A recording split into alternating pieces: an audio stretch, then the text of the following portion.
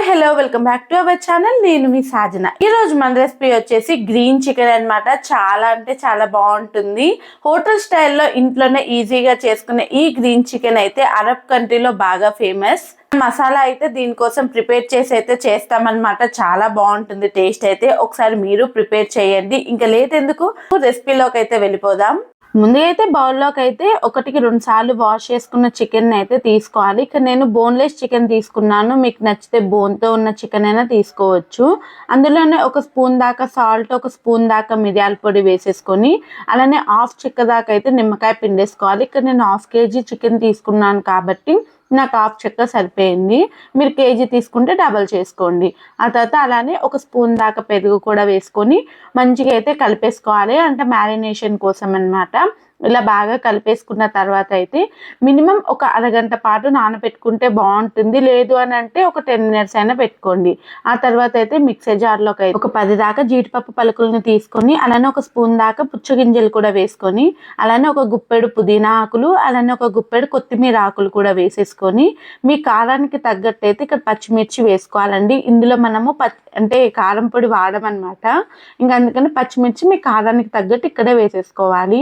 ఇలా వేసుకొని దీన్ని అన్నిటినీ కూడా కోర్స్గా ఒకసారి బ్లెండ్ చేసేసుకొని స్మూత్ పేస్ట్ లాగా అయితే చేసేసుకోవాలన్నమాట. ఇలా ఫైన్ పేస్ట్ అయిన తర్వాత ఇంకా దీన్ని అయితే పక్కన పెట్టేసుకోవాలి. తర్వాత కడాయిలోకి అయితే ఒక 2 టేబుల్ స్పూన్ల దాకా ఆయిల్ వేసేసుకొని హోల్ గరం మసాలా స్పైసెస్ ఉంటాయి కదండి, అవి అయితే వేసుకోవాలి. అది కొద్దిగా వేగిన తర్వాత సన్నగా తరిగి పెట్టుకున్న ఉల్లిపాయలను అయితే వేసేసుకొని మంచిగా అయితే ఫ్రై కానివ్వాలి. ఇలా మంచిగా బ్రౌన్ కలర్ వచ్చేంత వరకు ఫ్రై అయిన తర్వాత 1 స్పూన్ దాకా అల్లం వెల్లుల్లి పేస్ట్ కూడా వేసుకొని అది పచ్చివాసన పోయేంత వరకు వేయించుకోవాలి. అల్లం వెల్లుల్లి పేస్ట్ అనేది ఎంత వేగితే అంత టేస్ట్ అయితే వస్తుంది.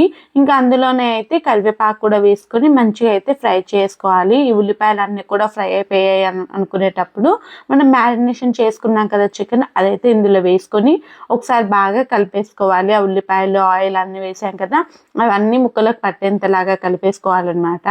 ఇలా బాగా కలిపేసుకున్న తర్వాత మూత పెట్టేసి అయితే మగ్గించాలి. దీంట్లో ఉండే వాటర్ ఆయిలే దీనికి సరిపోతుందండి. ఇంకా సపరేట్గా వాటర్ ఏమి వేయనక్కర్లేదు.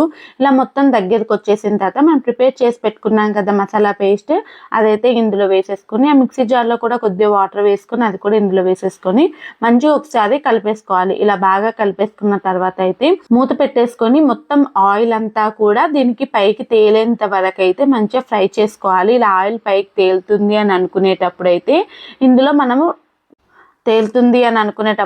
మనం ఇంకా దింపేసుకోవచ్చు. మీ కన్సిస్టెన్సీకి తగ్గట్టు కొద్ది వాటర్ వేసుకొని ఇంకొంతసేపు అయితే మరిగించుకోవచ్చు. నాకైతే ఇలా సరిపోయింది అనిపించింది.